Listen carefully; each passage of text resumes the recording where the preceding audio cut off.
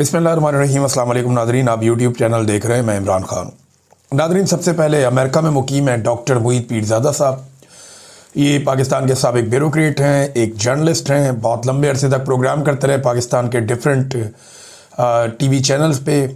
उसके अलावा एक पॉलिटिकल कमेंटेटर हैं और अभी जो है वो पाकिस्तान से बाहर मुकीम है। और वजह वही है जिस वजह से बहुत सारे और पाकिस्तानी जर्नलिस्ट या लोग पाकिस्तान से बाहर रहने पर मजबूर हैं कि पाकिस्तान में उनके लिए जो है वो ज़मीन तंग की गई है। तो मुईद पीरज़ादा साहब के घर में रात गए अचानक से आग भड़क उठी और ये पुरअसरार तौर पे आग लगी है। वो ये बताते हैं कि वो अपने कुछ दोस्तों के साथ कहीं पे डिनर पे थे। उनकी वाइफ जो है वो बरतानिया में है, ख़ुद वो अमेरिका में रहते हैं। और उनकी बेटी की कॉल आई कि घर में गैराज में आग लग गई और फौरी तौर पे बच्चों ने 911 पे भी कॉल कर दिया। अभी तक आग लगने की वजह समझ नहीं आई, लेकिन एक चीज़ मैं आपको बताऊं कि थोड़े दिन पहले शहजाद अकबर साहब ने ये बताया था और इसको स्कॉटलैंड यार्ड इस वक्त इसकी तहकीकात भी कर रही है मामले की कि उनके घर में तोड़ फोड़ के अलावा आग लगाने की कोशिश की गई है। और उससे पहले शहजाद अकबर साहब पे एक फ़िज़िकल अटैक भी उनके घर के दरवाजे पे एक शख्स ने अंदर दाखिल होकर किया। तो अगर आप इन चीज़ों को प्लस माइनस करें तो ये डॉक्टर मुईद पीरज़ादा कई मरतबा ये कह चुके हैं कि उनकी अपनी जान ख़तरे में है। वो कई मरतबा ख़तरे का इजहार भी कर चुके हैं और वो बरमला अक्सर ये कहते रहते हैं कि उन्हें लगता है कि उनकी जान को ख़तरा है या उनके पीछे पड़े हुए हैं लोग या उन्हें इस किस्म के पैगामात दिए जा रहे हैं। तो डॉक्टर मुईद पीरज़ादा साहब के साथ हमारी हमदर्दियाँ हैं। और अभी क्योंकि पुलिस इस मामले को इन्वेस्टिगेट कर रही है, डॉक्टर साहब ने ख़ुद भी कहा कि वो नहीं चाहते कि कोई ऐसी बात करें जिससे कोई स्पेकुलेशंस हो, बल्कि वो ये कह रहे हैं कि ज़रा मामले को देखते हैं गहराई से। और जब पुलिस इन्वेस्टिगेट करेगी, पुलिस का और जो फायर ब्रिगेड का रिस्पांस था वो बहुत अच्छा था। इसमें डॉक्टर साहब ने तारीफ़ भी की। वहाँ अमेरिका में आपको पता है वो सुपर पावर है, उन्होंने अपना निज़ाम अपने इदारे तो अपने लिए बहुत शानदार बनाए हुए हैं और मुईद पीरज़ादा साहब एक अच्छे इलाके में भी रहते हैं। बहरहाल अभी देखते हैं इस मामले में क्या होता है, लेकिन जब तक कोई नतीजा नहीं निकलता इसके ऊपर हम कोई बात नहीं कर सकते। लेकिन ये ख़तरा तो बदस्तूर मौजूद है। थोड़े दिन पहले डॉक्टर मुईद पीरज़ादा उन लोगों में से एक हैं जिन्हें 85 साल तक की सज़ा सुनाई गई थी। ये रद्दी की टोकरी में जाएगी, लेकिन बड़ी अफसोसनाक हरकत है जो पाकिस्तान के अंदर की गई। साबिर शाकिर भाई हैं, मुईद पीरज़ादा साहब हैं, वजाद सईद साहब हैं, 2 रिटायर मिलिट्री ऑफिसर्स हैं। तो इन सबको सज़ाएँ सुनाई गई हैं। अब नाज़रीन पाकिस्तान में आए तो जो सबसे बड़ा इवेंट होने जा रहा है अब तक जो दिखाई दे रहा है, एक तो स्ट्रीट मूवमेंट में पाकिस्तान तहरीक इंसाफ कोशिशें कर रही है। वो ज़ोर लगा रहे हैं कि कुछ ना कुछ करके जो स्ट्रीट मूवमेंट है वो मोमेंटम पकड़े। और इसके लिए मुख्तलिफ़ इलाकों में, खैबर पख्तूनख्वा में, बलूचिस्तान में, सिंध में मूवमेंट हो रही है। पंजाब में सुहेल अफरीदी का चक्कर लगाने के बाद कुछ मूवमेंट में बेहतरी आई है और उसके बाद आलिया हमजा साहिबा ने और दीगर लोगों ने मकामी सतह के ऊपर अवामी तहरीक शुरू करने के लिए जो स्ट्रीट मूवमेंट है जो चलनी है उसके लिए उन्होंने मोमेंटम बनाना शुरू किया है। लेकिन वो मोमेंटम जो 2024 में पाकिस्तान तहरीक इंसाफ के पास था वो अभी तक पाकिस्तान तहरीक इंसाफ के पास नहीं है। जो मौका उस वक्त अली अमीन गंडापुर साहब को मिला था उसका आधा मौका भी अभी सुहेल अफरीदी साहब को नहीं मिला। लेकिन जिस हिसाब से ये मोमेंटम आगे बढ़ रहा है ये बढ़ता जाएगा। ख़ास तौर पे मज़ार कायद पे जो एक बड़ा प्रोग्राम करने का पाकिस्तान तहरीक इंसाफ फैसला कर रही है कि मज़ार कायद पे हाज़िरी देंगे सुहेल अफरीदी साहब। अगर सिंध की हुकूमत ने रोड़े ना अटकाए तो 11 तारीख को एतवार वाले दिन मज़ार कायद पे बहुत बड़ी तादाद में लोग पहुँच सकते हैं। और इतनी बड़ी तादाद में लोग अगर वहाँ पर इकट्ठे हो गए तो पूरा एक जलसे का समा हो जाएगा। फिर वज़ीर आला सिंध ने भी ये कहा कि मैं दावत देता हूँ वो आएँ और मुझे भी मिले। तो सुहेल अफरीदी ने कहा मैं अपने लोगों से मिलने आ रहा हूँ, अपने लोगों को मिलूंगा और अपने लोगों के मसाइल लेकर वज़ीर आला से भी मुलाकात करूँगा उनके हल के लिए। तो ये अच्छा है, पॉजिटिव जेस्चर है दोनों जानिब से। ये मुलाकात भी होनी चाहिए, दीगर मुलाकातें भी होनी चाहिए। एंड ऑफ द डे आप जितना मर्जी लड़ें, जो मर्जी करें, आपको टेबल पर बैठ के मसला हल करना पड़ता है। और मसला है क्या? मसला है मैंडेट चोरी का, मसला है पाकिस्तान में जाली मुकदमात का, मसला है एस्टेब्लिशमेंट की लगातार और बेजा सियासत के अंदर और दीगर इंतज़ामी मामलात के अंदर मुदाखलत का। ये मसला अगर बैठ के सियासतदान और एस्टेब्लिशमेंट हल कर ले तो पाकिस्तान में बहुत पोटेंशियल है, पाकिस्तान बहुत तेज़ी से आगे बढ़ सकता है। नाज़रीन, बहुत सारे टीवी चैनल ना 2026 शुरू हुआ है तो वो सवालात ये कर रहे हैं टॉक शोज़ में, प्रोग्राम्स में, हर जगह पे और ये ज़्यादातर नजूमियों को बुला के प्रोग्राम्स कर रहे हैं कि 2026 में इमरान खान रिहा हो जाएगा। एक तो नजूमियों बेचारों को बिल्कुल ही मायूस कर दिया गया है और बाउंड कर दिया गया है कि तुम में से किसी ने इमरान खान के बारे में कोई उम्मीद वाली ज़्यादा बात नहीं करनी। जो भी बात करना चाहता है आसिम मुनीर साहब की गेम चुको, शहबाज शरीफ और उसकी जो हुकूमत है उसको ऊपर उठाओ और ये बताओ कि जनाब मुल्क बहुत तरक्की कर रहा है और परवाज कर रहा है और ऊंची परवाज की तरफ टेक ऑफ करने वाला, तो इस किस्म की बातें तुमने करनी है। तमाम नजूमियों को बाउंड कर दिया गया। अब सवाल ये पैदा होता है जो बार बार पूछा जा रहा है सवाल, वो सवाल जायज़ है या नहीं। 2025 जब आ रहा था तो ये सवाल किया जा रहा था कि क्या 2025 में इमरान खान रिहा हो जाएंगे। 2026 जब आ रहा है तो सवाल किया जा रहा है कि क्या 2026 में इमरान खान रिहा हो जाएंगे। सवाल ये होना चाहिए कि क्या 2025 में या 2026 में फ़ौज सियासत में किरदार अदा करना बंद कर देगी, क्या अदलिया पे और मीडिया पे दबाव डालना बंद कर दिया जाएगा। सवाल तो ये होना चाहिए। 2025 भी इमरान खान का था, सब जानते हैं। 2024 में तो इमरान खान ने क्लीन स्वीप किया पाकिस्तान के इलेक्शन में, और अगर इमरान खान की रिहाई का तो सबसे बड़ा इम्कान था जिसका हम सब ने इजहार भी किया, तो वो 2024 में था, 26वीं आईनी तरमीम से पहले। इमरान खान साहब की रिहाई का सबसे बड़ा इम्कान आज से 1.5 साल पहले था, क्योंकि देखें ना 2024 का इलेक्शन इमरान खान जीत गए थे, मैंडेट उनका था, चोरी कर लिया गया था, एक इंटरनेशनल और अंदरूनी दबाव था बहुत बड़ा उस वक्त हुकूमत के ऊपर। डोनाल्ड ट्रंप के साथ इनकी गुड्डी भी नहीं चढ़ी थी, तो वो हालात जो है वो सबसे ज़्यादा मुवाफिक थे और अदालत भी कुछ हद तक आज़ाद थी। तो ये उम्मीद की जा रही थी कि 2024 के इख्तिताम तक इमरान खान साहब रिहा हो जाएंगे, और ये बज़ाहिर दिखाई भी दे रहा था। बहुत सारे जर्नलिस्ट, बहुत सारे वकला ये बात कर रहे थे, बल्कि तारीखें दे रहे थे, और हम ये खबरें भी आपको बता रहे थे, फलां ये कह रहा है, फलां ये कह रहा है, फलां ने ये दावा किया है। लेकिन जब 2024 में ये नहीं हुआ और 26वीं आईनी तरमीम आ गई, तो उसके बाद मामला इमरान खान साहब ने कहा कि सड़कों पे ही हल होगा, और आज भी यही सूरत हाल है। अवाम ही फैसला करेगी। जब तक अवाम लाठी अपने हाथ में नहीं थाम लेती तब तक ये भैंस अवाम के कंट्रोल में नहीं आएगी। जिसकी लाठी उसकी भैंस, सादा सा बात है।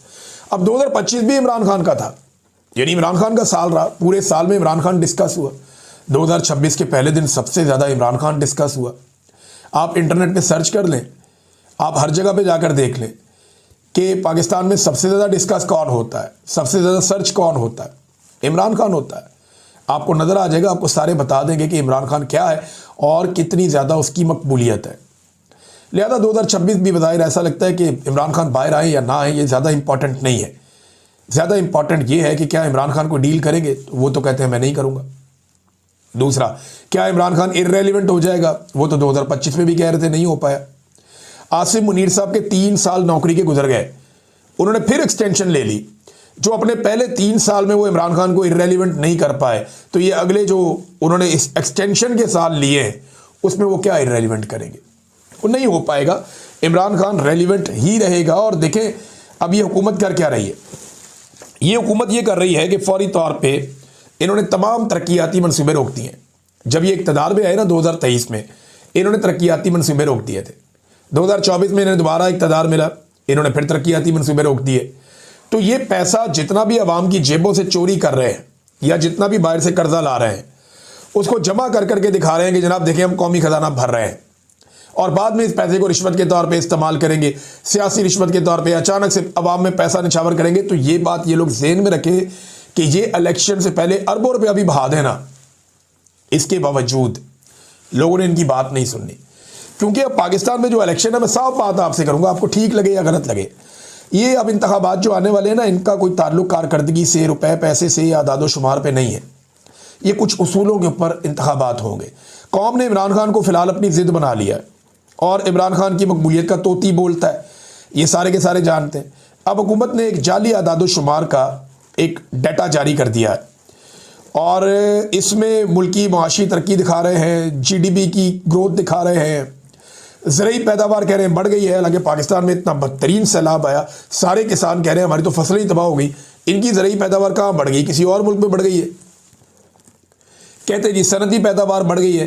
पाकिस्तान के जितने बड़े बड़े सनती यूनिट हैं उनमें से 200 के करीब बंद हो चुके हैं। मल्टीनेशनल कंपनियां पाकिस्तान छोड़ के जा रही हैं, ये कह रहे हैं सनती पैदावार बढ़ गई है। भी सनती पैदावार कैसे बढ़ सकती है?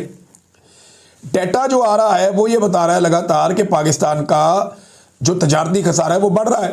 ये कहते हैं नहीं जी हमारा खसारा कम हो रहा है। अच्छा, जितने भी मईशतदार हैं ना वो सर पकड़ के बैठ गए कि हुकूमती आदादोशुमार जो हुकूमत जारी कर रही है जाली, ये डाटा जो है ये काबिल फहम ही नहीं है। यानी कोई दिमाग वाला आदमी उसको समझ ही नहीं आती कि ये डाटा कुछ और दिखा रहे हैं, मार्केट के हालात कुछ और है, पाकिस्तान किसी और तरफ जा रहा है, इनका डाटा पाकिस्तान को कुछ और दिखा रहा है। ये इसहाक डार साहब की, शहबाज शरीफ साहब की, नून लीग की ये पुरानी खामी है, और ये इनकी पुरानी एक खामी है, अपने आप को ये क्वालिटी समझते हैं कि ये जाली डाटा जारी कर देते हैं। इस तरह की हरकतों और जालसाजियों की वजह से माजी में इनके खिलाफ जो है वो काफ़ी आलमी सतह पे भी आवाज़ें उठ चुकी है। मुझे लगता है ये दोबारा फंस जाएंगे, जाली डाटा दे दे के दोबारा ये वही हरकत करेंगे। कैसर बंगाली साहब जो हैं वो बड़े सीनियर एनालिस्ट हैं, हुकूमतों के अंदर रहे हैं, तर्जुमान रहे हैं, बहुत सारी बातें वो, यानी जो इकोनॉमिस्ट हैं ना बड़े बड़े पाकिस्तान के, उनमें से एक कैसर बंगाली साहब है। मैं इनको कई दफ़ा मिला हूँ, मैंने इनका इंटरव्यू भी किया है। ये उन चंद लोगों में से है जो पाकिस्तान की इकोनॉमी को डे वन से समझते हैं। वो ये कहते हैं, और इनका दावा है कि पाकिस्तान डिफॉल्ट कर चुका है।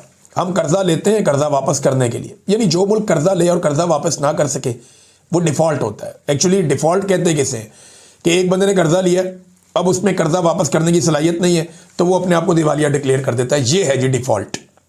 तो कैसर बंगाली साहब कह रहे हैं कि जनाब ये डिफॉल्ट हम कर चुके हैं, और कर्जा वापस करने के लिए चीन और सऊदी अरब ने अगर ये कह दिया कि हम रोल ओवर नहीं करते, यानी चीन और सऊदी अरब का जो अरबों डॉलर हमारे पास पड़ा हुआ है, अगर वो किसी वक्त कहते हैं कि हम रोल ओवर नहीं करते तो मईशत पाकिस्तान की बैठ जाएगी। हम कर्जों के वेंटिलेटर पे हैं। जिस दिन हमने कह दिया कि हम आज़ाद मुल्क हैं, उस दिन वेंटिलेटर में ऑक्सीजन बंद हो जाएगी। ये जनाब कैसर बंगाली साहब ने दावा किया। अब किसान जो है, किसान पाकिस्तान जो चैनल है वो ये बता रहा है किसान की हालत, कि 1800 रुपये में जो गंदम किसान से खरीदी गई थी उस वक्त सबको ये जोश चढ़ा हुआ था कि रोटी सस्ती, रोटी सस्ती, और आज वही गंदम मार्केट में बाद औक़ात 5000 रुपये की भी मिल रही है। ये किसान पाकिस्तान चैनल है वो ये बता रहा है। 4000 तक तो मैंने भी सुना था, 4000 से ऊपर भी सुना था। अब वो ये कह रहे हैं 5000 तक पहुंच गई है। देखिए ये वो सीज़न है जब गंदम बहुत छोटी छोटी है अभी, गंदम की फसल, और ये गंदम की कटाई जो है वो मई में होती है ज़्यादातर पाकिस्तान में। फिर नई गंदम मार्केट में आएगी, तो जब नई गंदम मार्केट में आएगी तो मरियम नवाज अप्रैल में एक कैंपेन शुरू करेंगी जिसमें वो कहेंगी रोटी सस्ती कर दी है, तो किसान को फिर मारेंगे। किसान से गंदम लेंगे 1800, 2000, 2200 में, और बाद में जब ये गंदम अपने पास रख लेंगे, अपने गोदामों में जमा कर लेंगे पैसे वाले लोग, तो उसके बाद गंदम की कीमत 3000, 4000 हो जाएगी। अभी जो सरकार गंदम प्रोवाइड कर रही है मिलों को, वो 3000 रुपये में प्रोवाइड कर रही है। यानी हुकूमत 3000 रुपये में वो वाली गंदम मिलों को दे रही है जो किसान की बेचारे की 2200 की, 2000 की बिकी हुई है, बाद औक़ात 1800 की बिकी हुई है। तो किसान को इन्होंने फ़ायदा नहीं दिया, सारा का सारा फ़ायदा इन्होंने दिया मिडलमैन को, ताकतवर पैसे वालों को, सरमायादारों को। अब नाज़रीन, इस वक्त जो ईरान के अंदर एक सूरत हाल है वो मैं आपके सामने रखता हूँ, लेकिन पहले इमरान खान की मकबूलियत की बात कर रहे थे। सरकारी सरपरस्ती में एक कवाली नाइट होती है वॉल्ड सिटी के अंदर, वहाँ पे बहुत सारे ख़ानदान जमा हो जाते हैं, ख़वातीन भी हैं, और बड़ी शौक़ से ये लोग कवालियाँ सुनते हैं। कवाल थे फराद अहमद खान साहब। अब वहाँ फरमाइश शुरू हो गई, प्रोग्राम सरकारी सरपरस्ती में था, फरमाइश शुरू हो गई जी वो गाना गाओ कैदी नंबर 804 वाला, वो जिसके बोल हैं जेल अडियाला कैदी 804 होवे वो नकदा कोका। तो जनाब उन्होंने कहा जी, लोगों ने आवाज़ लगाना शुरू कर दी, गाना गाओ। वो फरमाइश के ऊपर वो कवाल बेचारे जो है उन्होंने वो गाना गा दिया, उनके ऊपर पर्चा हो गया दहशतगर्दी का। अब वो जो कवाल है फराद अहमद खान साहब, उन पे मुकदमा हो गया, और तीन जो कोई 2-3 वॉल सिटी के कोई बंदे हैं वो भी अफसर कोई मुअत्तल हो गए हैं। आप अंदाज़ा करें कि एक गाने से, इमरान खान के जिक्र से इनकी टांगें इतनी कांप जाती हैं। तो ये उसका मुकाबला इलेक्शन में करेंगे, मुमकिन नहीं है। अब नाज़रीन, ईरान के अंदर मुजाहरे जो है वो शिद्दत इख्तियार कर गए हैं, 40 शहरों तक मुजाहरे फैल गए हैं। अब तक 12 अफराद की जान चली गई है ईरान में। ये क्यों हो रहा है? देखिए, हमारे बहुत सारे दोस्त जो हैं वो ईरान के मौजूदा रजीम को बहुत पसंद करते हैं, फ़िरका वारियत का मामला भी है। ईरान में दूसरी हुकूमत भी कोई आएगी तो वो उसी फ़िरके की आएगी, लेकिन जो ईरान की मौजूदा हुकूमत है वो अवाम को रिलीफ देने में कामयाब नहीं हो सकी। आलमी सतह पर ईरान पर लगातार पाबंदियाँ, उसकी वजह यह है कि इसराइल के साथ ईरान का एक फड्डा है और अमेरिका के साथ उनका एक फड्डा है, और आलमी सतह पर उन्हें पाबंदियों का सामना। उन पाबंदियों की वजह से ईरान की मईशत गिरती जा रही है। अमेरिका का बड़ा पुराना एक ख्वाब भी है कि ईरान में रजीम चेंज ऑपरेशन हो जाए, लेकिन अमेरिका ज़मीन पे उतर के नहीं कर सकता। ये जब भी खड़े होंगे ईरान के अवाम खड़े होंगे। अब ईरान के अंदर जो मुजाहरे शुरू हो गए हैं, ये पहली मरतबा इतने बड़े पैमाने में मुजाहरे हो रहे हैं जिनसे ये समझ आ रही है कि कम से कम ईरान के अवाम की एक तादाद, एक मखसूस तादाद, मैं ये नहीं कहता सारा का सारा ईरान, लेकिन एक बड़ी तादाद ईरान के अवाम की महंगाई के ख़िलाफ़ और ये जो उनकी करेंसी की गिरावट है उसके ख़िलाफ़ बाहर निकल आई और वो हुकूमत से नाराज़ है। अमेरिका जो है वो अवाम के साथ खड़ा हो गया। इसके बारे में उनके स्टेटमेंट्स भी आ रहे हैं। डोनाल्ड ट्रंप का बड़ा एक क्लियर स्टेटमेंट भी आया हुआ, वो आपने पढ़ा भी है, मैंने आपको पढ़ के भी सुनाया कि उन्होंने धमकी लगाई ईरान को कि मुजाहिरीन पे गोली मत चलाना, वरना हम इनके लिए पूरे तैयार हैं, हम आ जाएंगे इनकी मदद करने के लिए। तो डोनाल्ड ट्रंप ने धमकी भी लगाई है। अब पाकिस्तान का प्रॉब्लम यह है कि पाकिस्तान के इर्द गिर्द हर तरफ पाकिस्तान के इर्द गिर्द रजीम चेंज भी हो रहे हैं, अवामी इनकलाब भी आ रहे हैं और पाकिस्तान के अंदर बार बार एक दस्तक देती है अवामी तहरीक, लेकिन वो अपने आप को इनकलाब में कन्वर्ट नहीं कर पा रही। हाँ, ये ज़रूर था कि 8 फरवरी 2024 को पाकिस्तान में एक शानदार इनकलाब आया था। पाकिस्तान की मिलिट्री एस्टेब्लिशमेंट को पाकिस्तान की अवाम ने नाको चने चबवा दिए थे। आसिम मुनीर साहब अपनी पूरी ताकत के बावजूद अपने सारे सियासी साथियों के साथ मिलकर भी इलेक्शन में अवाम के हाथों बदतरीन शिकस्त खा गए थे और ये शिकस्त नस्लों तक याद रखी जाएगी। लेकिन अभी मैं आपको बताता हूं अगले इलेक्शन में क्या होना है। ये 8 फरवरी 2024 के इलेक्शन से लेकर अब तक 1 करोड़ नया वोटर बन चुका है। ये जो 1 करोड़ नया वोटर बना है, ये किसको वोट डालेगा? आप सारे जानते हैं। ये एस्टेब्लिशमेंट के साथ तो नहीं है, एस्टेब्लिशमेंट के खिलाफ है। ये वोटर कौन है? ये जेन जी है, जेन जी। ये जेन जी है, ये वो नौजवान हैं जो सन 2000 के एड़े गेड़े में पैदा हुए। तो ये जो जेन जी है ना, अब इनकी बारी है और ये सारे के सारे खड़े हुए हैं इस वक्त एंटी एस्टेब्लिशमेंट होके। तो ये तो जहां पे जिस जमात को या जिस ग्रोह को फौज सपोर्ट करेगी उसके खिलाफ वोट डालेंगे। ये पीएमएलएन और पीपल्स पार्टी के साथ नहीं जाएंगे, ये इमरान खान के साथ जाएंगे। वो इमरान खान को अपना लीडर समझते हैं। और ये जेन जी है, इसने नाक में दम किया हुआ है। अभी आने वाले वक्त में 1 साल आपका और गुजरेगा, 50 लाख और वोटर आ जाएगा। अभी 2-4 साल आप गुजरने दें, जेन अल्फा तैयार हो रही है। ये जो जनरेशन अल्फा है ना, ये जिस वक्त आपके सामने आएगी वो बहुत लीथल है, आपको लग पता जाएगा।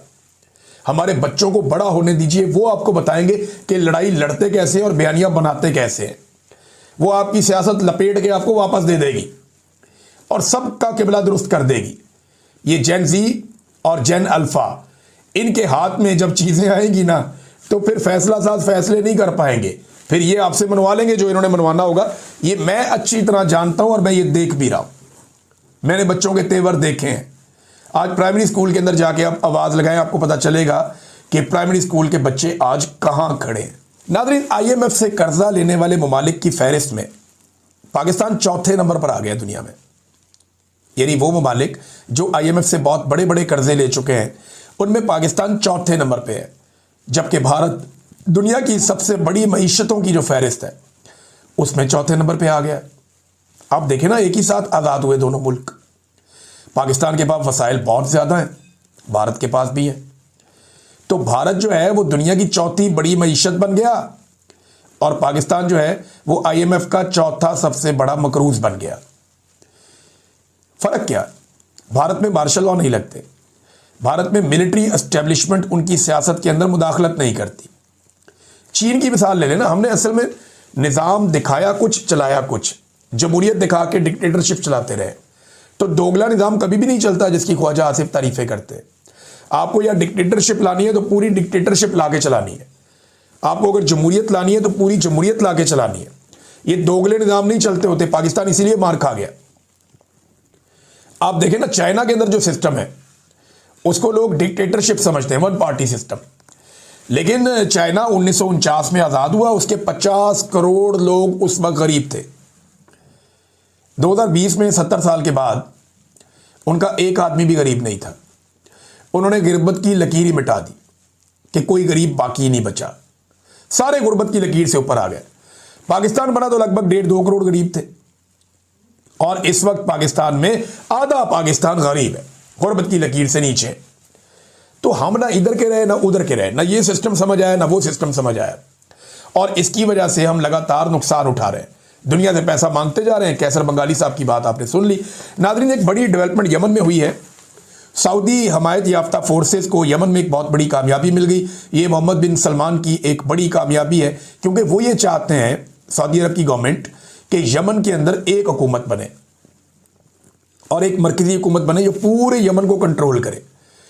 ये अलग अलग हिस्सों में यमन का बट जाना या छोटी रियासतें वहां बन जाना या अलग अलग ग्रोहों का अलग अलग जगहों को कब्जा कर लेना, ये सऊदी अरब को सूट नहीं करता। यमन में स्टेबिलिटी होनी चाहिए, ये सऊदी अरब को सूट करता है। तो ये उनकी बड़ी कामयाबी है।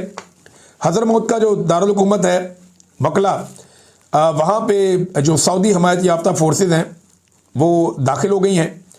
जो अमाराती हमायत याफ्ता फोर्सेज या जो अमारात की अपनी फोर्सेज हैं वो वहाँ से निकल गई हैं। और सऊदी अरब ने साबित किया है कि एक हफ्ते के अंदर उन्होंने, ये पिछले एक हफ्ते में सऊदी अरब ने ये बात साबित की कि यहाँ इस खित्ते की क़यादत उन्हीं के पास है। मशरिक़ वस्ता में, इस रीजन में जो अरब ममालिक हैं इनमें वो तगड़े हैं सबसे, ये क़यादत उनके पास है और कोई दूसरा उनके हम पल्ला इन अरब हुक्मरानों के अंदर नहीं है। ये सऊदी अरब ने साबित किया। और उसकी एक वजह जो है वो खादमैन हरमैन शरीफैन का एक टाइटल है उनके पास, वो एक बहुत सादत भी, एक बड़ी वजह ये भी है।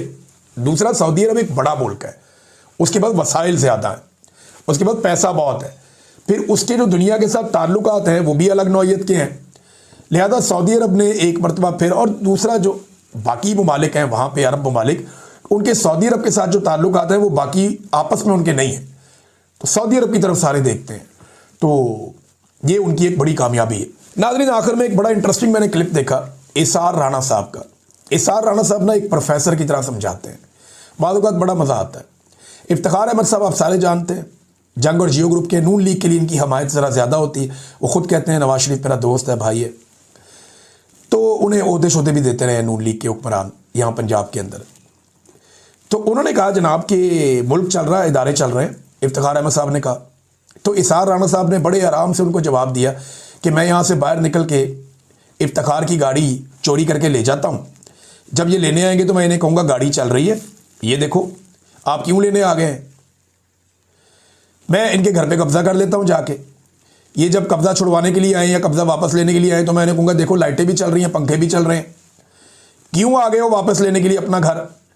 तो ये हुकूमत बनी कब्जे से है, ये चल कैसे रही है ये बहुत बात की बात है। पहली बात ये है कि ये कब्जा छूटना चाहिए। बस अब तक के लिए इतनी, अपना ख्याल रखिएगा, अपने चैनल का भी। अल्लाह हाफ़िज़। देख रहे हैं, मैं इमरान खान हूं।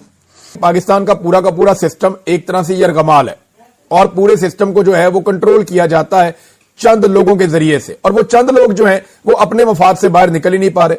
ना वो पाकिस्तान का फायदा सोच रहे हैं, ना पाकिस्तान की आवाम का फायदा सोच रहे हैं। उनके दिमाग में एक ही बात चल रही है कि इमरान खान आ गया तो हमारी दिहाड़ियां बंद हो जाएंगी, इमरान खान आ गया तो हमारे पास जो ताकत है वो हमसे छिन जाएगी, इमरान खान आ गया तो हमें बदतरीन शिकस्त हो जाएगी और हमारा इस मुल्क के अंदर जो सिक्का बैठा हुआ है वो ताकत हमसे चली जाएगी। बारह इस पे जावेद हाशमी साहब ने भी एक स्टेटमेंट दिया इसी हवाले से, इमरान खान साहब की बहनों के हवाले से। उन्होंने कहा एस्टेब्लिशमेंट इस वक्त राह फरार ढूंढ रही है, वो अब एक्सपोज हो चुके हैं। अलीमा खान हिकमत अमली से चल रही हैं, खान की रिहाई अब इमरान खान की बहनों के हाथ में है। यानी उन्हें लगता है कि इमरान खान साहब की बहनें अब इन मामलात को आगे चलाएंगी और उनकी बहनों के जरिए से इमरान खान साहब की रिहाई होगी। सबसे पहले डोनाल्ड ट्रंप का एक स्टेटमेंट, और ये स्टेटमेंट ईरान के हवाले से है।